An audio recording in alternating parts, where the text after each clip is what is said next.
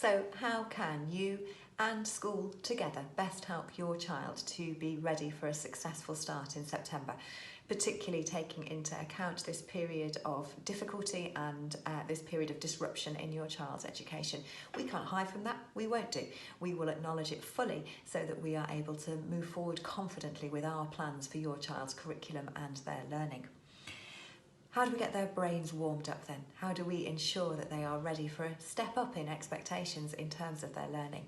Well, first of all, it's about the VIP zone and your child maximising the opportunities that they have there to become informed about school life, but also to complete their weekly challenges. Myself, Miss Martin and Miss Ogbasalacey look very carefully at the results each week, so we know what they're getting up to. Secondly, it would be around reading generally. I do genuinely believe it is the one thing that we can all do to make ourselves smarter.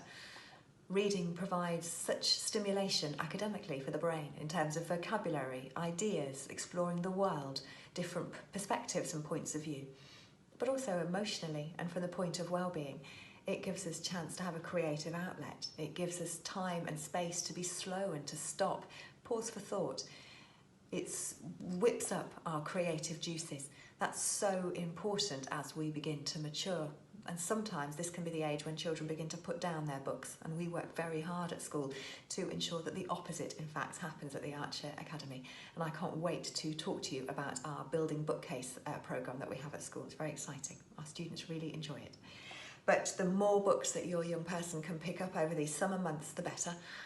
It will just help them to feel comfortable and confident about next steps and ensure that reading is becoming a routine part of their lives, their habits. There are so many reading lists on the VIP zone, but also on the school website. And it's a really lovely shared activity to either go to a bookshop or go online and choose some of that reading material together.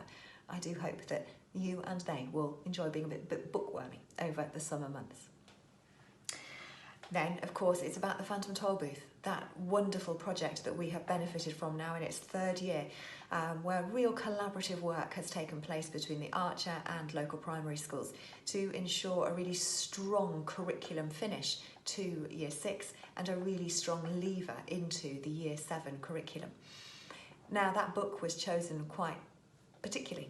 It's about a little boy who goes on a journey. Milo begins as quite an apathetic young man, but owing to the experiences that he has on his journey, he changes completely.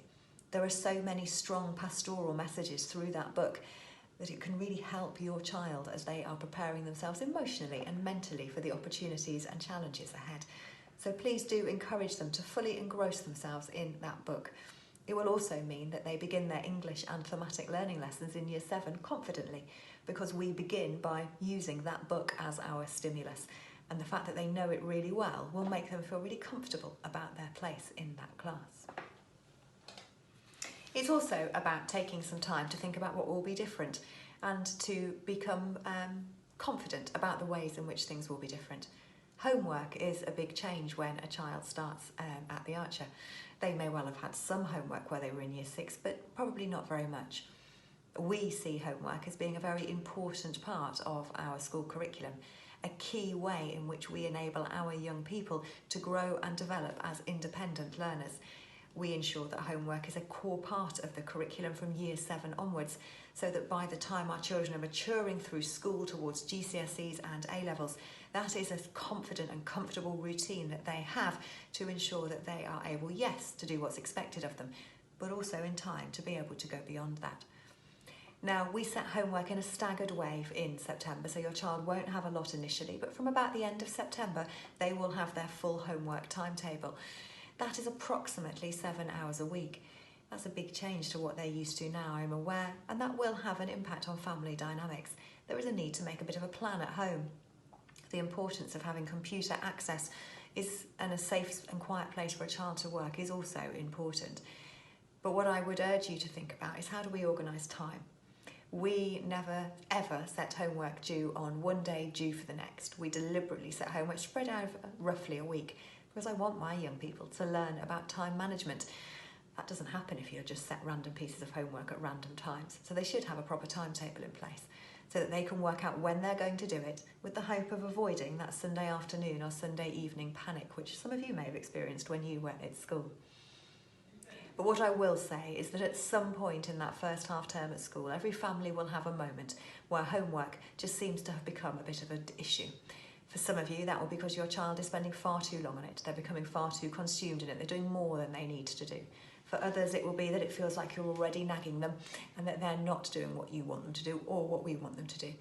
At that point, please talk to us. Know that it's normal. This is a period of adjustment, but let us work together to help your child get to the most comfortable and confident place they can so that that work has meaning and impact in their grades and their confidence, which is why we set it in the first place.